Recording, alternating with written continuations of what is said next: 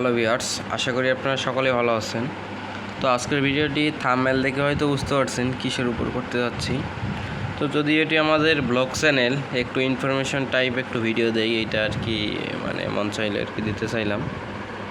তো আজকের ভিডিওটি হচ্ছে অনেকেই যে এরকম এক ঝামেলার মধ্যে পড়ে যান যে ইসলামী ব্যাংকের যেই ঝামেলাটা আমি আর কি ফেস করছিলাম, সেক্ষেত্রে প্র্যাকটিক্যালি ভিডিওটি করার জন্য আমি করতেছি যেন আপনাদের উপকার আসে। তো এরকম ধরনের আপনাদের যেই ভিসা কার্ড বলেন, ডেবিট কার্ড বলেন আর মাস্টার কার্ড যাই বলেন না কেন, আপনারা যদি এটার পিনকোডটা ভুলে যান, সেক্ষেত্রে কী করবেন, অনেকেই অনেক ধরনের আর কি প্রশ্ন করে, অথবা আপনিও আর কি একটা বিভ্রান্তির মধ্যে পড়ে গেছেন যে এটা আসলে কি ঠিক হইব নাকি এই কার্ডই বাতিল হয়ে যাবে, পিনকোড ভুলে গেছেন সেক্ষেত্রে। তো চিন্তার কোনো কারণ নেই, এটা খুব সহজেই সমাধান করা যায়।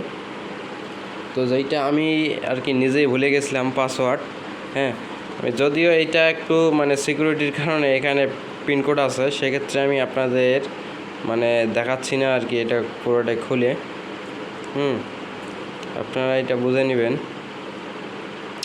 এই জন্যে এটা আপনাদের পিনকোড যদি ভুলে যান, আপনারা সরাসরি চলে যাবেন এইটার কাস্টমার সার্ভিসের যে আপনার হচ্ছে নম্বর, এই নম্বরটা আপনারা কোথায় পাবেন, যে কোনো আপনাদের ব্রাঞ্চে গেলে অথবা আপনারা যেখানে এটিএম বুথে যান, এটিএম বুথে দেখবেন সিরিয়াল লিস্ট দেওয়া থাকে, সেই লিস্টের ওখানে যে সিকিউরিটি গার্ড থাকে তাদেরকে আপনারা যদি জিজ্ঞাসা করেন, তাহলেই তারা একটা আপনাদের কাস্টমার সার্ভিসের যেই নম্বরটা, সেই নম্বরটা তারা দিয়ে দিবে। আপনারা কল করবেন, কল করার পর আপনারা ওরা ডায়াল করতে বলবে এই করেন, বলবে যে আপনি কার্ড, আর অবশ্যই আপনাদের মনে থাকতে হবে এই কার্ডটা খোলার সময় আপনি যার জন্ম নিবন্ধন অথবা এনআইডি এগুলো দিয়ে করছেন সব কিছু আপনাদের জিজ্ঞাসা করবে, স্টেপ বাই স্টেপ আপনাদের সঠিক তথ্য দেওয়া লাগবে।